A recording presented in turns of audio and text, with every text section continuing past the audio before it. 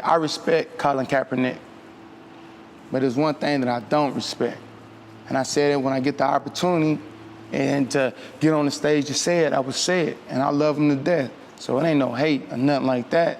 But brother, you had the biggest opportunity in the world to create jobs, build jobs, give jobs to people. The people that you was talking about, the people that you so-called standing up for, the people who stood beside you, the people who lost their jobs because of you. Where you at? I ain't heard from you. I reached out to you. Where you at? Real always and gonna stay that way. He brought the awareness, and that's why I respect him. But what's the call to action? There wasn't one. There wasn't no call to action. There was no call to action. Welcome to AJ's Rant Room. I'm AJ. Let's get into this. I said this. From the moment Colin Kaepernick took the knee in 2016, I'm looking for the call to action. It was cute giving money to organizations, probably one-time donations that you got to write off on your taxes. That was cool. What happened after that? Oh, the Know Your Rights camp. Okay, that's still not on the level of a Martin Luther King, of a Malcolm X. I don't see why you're in a mural with these men. I don't get it. But you look at the money he made subsequent, the Nike endorsements, the speaking engagements, all of those things. His lifestyle got better. And he wasn't broke to begin with. But we all sort of sensed that the NFL thing wasn't going to work out. He was already benched. He was on his way out of the 49ers, maybe not the league, but definitely he was on his last legs with the 49ers. So this was all, for me, in my opinion, publicity. Let's create a stink and then get this bag. That's what the experience was. Was that the intention? I don't know. I wasn't there. I'm just saying from my perspective, what I saw through the lenses of my eyes and what I was reading, and as I was following the story and the mayhem, you went into America's sport and stunk it up. If you're gonna go into America's sport, which is football, and stink it up, you're gonna have to follow that up with some action steps to get my respect. I'm not the type of person you can emotionally whip up and just keep me in perpetual states of frustration and anger and despair and think that I'm just somehow gonna keep riding for you. That's not how I work. And this is what I try to get folks to understand all the time. Look at how people move. Don't look at what they say, look at how they move. So you go from taking the knee, there's no call to action. So I'm thinking of the civil rights movement. I'm thinking of Rosa Parks. Rosa Parks sat on the bus, other people sat on the bus that day, caused a big stink, got all the press, and then there was a call to action, which led to marches, which led to influence, which led to entertainers getting involved and politicians and all of that and things of that nature. And it culminates with the March on Washington.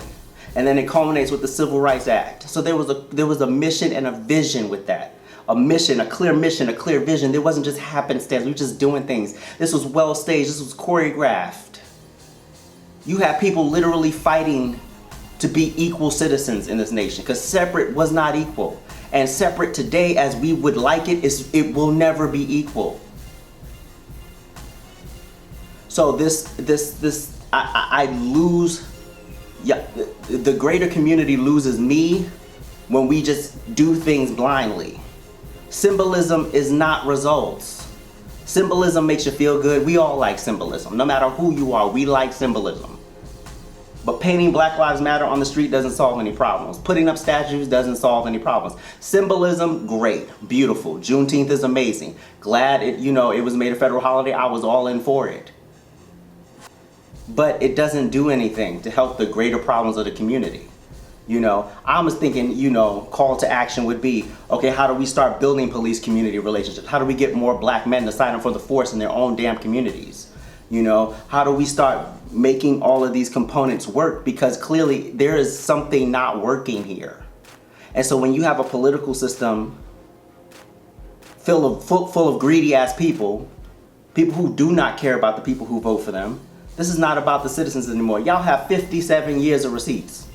57 years since the Civil Rights Act of 1964. Y'all have no fruit, barely any fruit. But yet y'all keep putting people like Al Sharpton and Colin Kaepernick and Sean King and Jamel Hill. Y'all keep putting these people in positions of leadership and influence in the community and they don't produce any fruit. Make that make sense to me, please. Jemele Hill is one of the biggest grifters. She couldn't get a come up, so she found a way into emotionally whipping up black folks to profit off of it. That's the classic, that's the Al Sharpton template.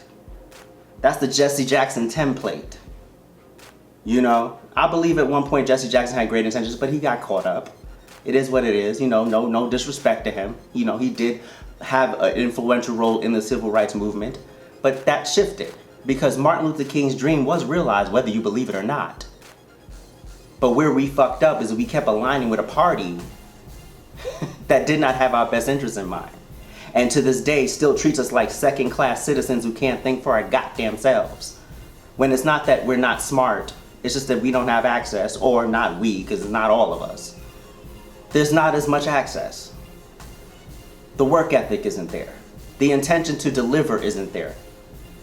We're not progressing because of us pretty much at this point. So we're so good at this. So many of us are good at pointing the finger. It's you, it's you, it's you, it's you, it's you, it's you. But it's never saying, what the hell can I do to make this better? Because if there's no personal accountability, you don't have my respect, period. Anything that was not working in my life at this point is because of me. It's not because of some other man. It's somebody else. It's not somebody else's problem. It's not. So when Des Bryant gets on the I Am Athlete podcast, which I'm so glad somebody who's connected on the front line, somebody who has a direct connect, can text Colin Kaepernick directly, is actually speaking up and saying that this brother has not responded to him. What's up?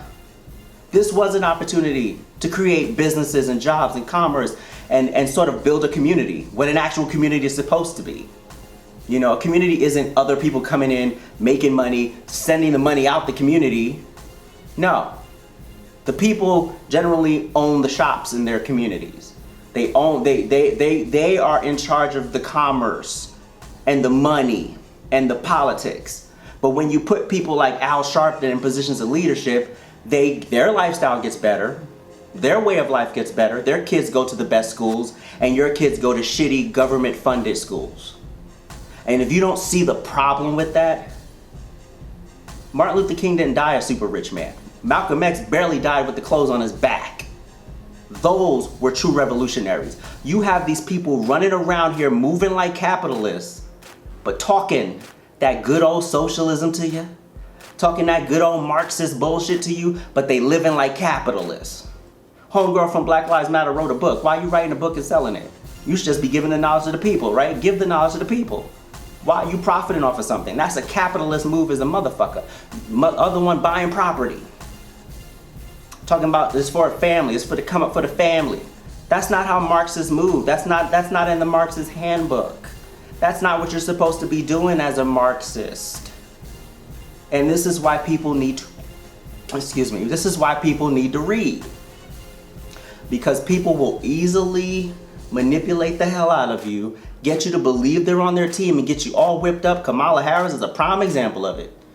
This wasn't a black woman until it was time to run for president. All of a sudden, I'm a black woman. Was sworn into the United States Senate as the first Native American. Not black and Native American or woman of color, Native American. But we like to leave those details out. We like to leave the details of her horrible record in California of locking black men up in particular. Having people serve over sentences. Tulsi Gabbard eviscerated her at that debate, and black folks didn't listen. Why? Because it's the symbolism that she's a black woman. Barack Hussein Obama, symbolism. Picked by the establishment because we gotta keep y'all whipped up and emotional. No real receipts for his presidency, because why wasn't Juneteenth made a federal holiday under his black ass? Why? I don't know, ask them.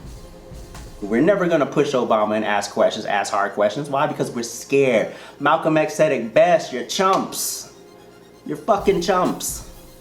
So when you're a chump and you just go along and get along and you don't push back and ask questions and be like, yo, this don't make sense. You have to explain this to me. If you want my vote, you have to earn my vote. So when people don't have to earn your vote and they think you're stupid, because how Democrats move today, they think we're stupid. AOC is a prime example of someone who pushes socialist agendas and lives like a capitalist. But I'm the crazy one. I'm a conspiracy theorist. I don't care about black people. I'm tap dancing for the white man. I'm a coon. I'm an Uncle Tom. I'm etc. etc. etc. etc. etc. Right? Right. That's what I am. Right. But the person, but the person who's giving you the foo la la, but ain't producing no fruit, that's the person that's for you. Right? Okay. Y'all go on with that. Y'all go on with that, because I can promise you, anybody that I don't fuck with, I don't talk about.